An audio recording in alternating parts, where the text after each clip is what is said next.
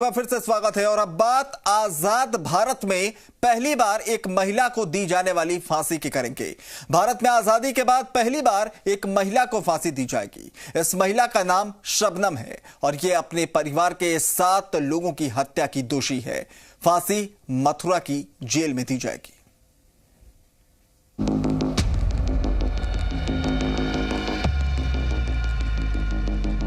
हत्याओं की गुनहगार अमरोहा के 52 खेड़ी गांव की शबनम को फांसी देने का वक्त करीब आ गया है। शबनम को मथुरा जेल में फांसी दी जाएगी। आजादी के बाद ऐसा पहली बार होगा जब मथुरा जेल में किसी महिला अपराधी को फांसी दी जाएगी।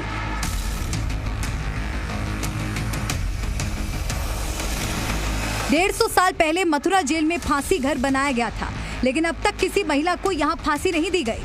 शबनम पहली महिला गुनहगार होगी जिसे मथुरा जेल में फांसी दी जाएगी।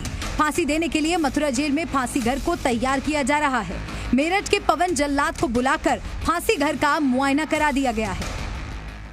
निरीक्षण में तैयार होगा। फिर जो है नकलो ऑर्डर आएगा, IGDI से मुख्यालय हमारे, वो मेरठ जेल को भेजेंगे ऑर्डर। मैं उसके लिए रेडी हूँ। साल 2008 में अपने प्रेमी सलीम के साथ मिलकर परिवार के 7 लोगों की हत्या करने वाली शबनम को 14 जुलाई 2010 को अमरोहा की जिला अदालत ने फांसी की सजा सुनाई थी। इस केस में 27 महीने सुनवाई चली। 100 तारीखों पर बहस हुई। 29 गवाहों से 649 सवाल पूछे गए। 15 जुलाई 2010 को जज SAA हुसैनी ने सिर्फ 29 सेकंड में फांसी की सजा सुना दी, जिसे हाईकोर्ट और सुप्रीम कोर्ट ने बरकरार रखा। अब राष्ट्रपति ने भी शबनम की दया याचिका खारिज कर दी है और मथुरा जेल को डेथ वारंट का इंतजार है। इसमें जो पुलिस ने एविडेंस कलेक्ट की थी, वो सारे गवाह, पहले तो अज्ञात में FIR हुई थी, विवेचना के दौरान ये प्रकाश में आए और उसमें जो बयान हुए, उसमें सारे बयानों में इनके खिलाफ एविडेंस आई। मथुरा जेल प्रशासन ने शबनम की फांसी का फंदा तैयार करने के लिए रस्सी का ऑर्डर दे दिया है।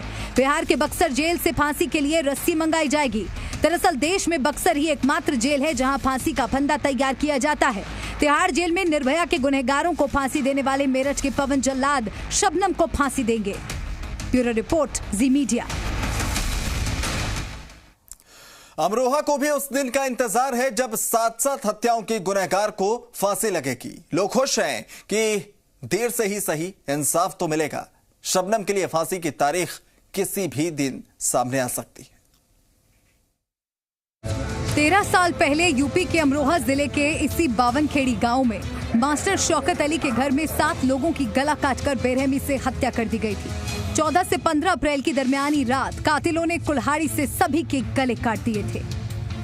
इनमें शबनम के पिता मास्टर शौकत, मां हाशमी, भाई अनीस और राशिद, भाभी अंजुम, फुफेरी बहन राबिया और भतीजे अर्श को अंधेरी रात में कत्ल कर दिया गया था।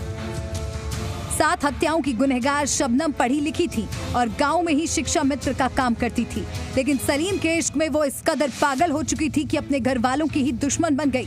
पहले चाय में जहर मिलाया और जब चाय पीने के बाद घर वाले सोने चले गए तो सलीम को बुलाकर कुल्हाड़ी से सभी का गला काट दिया।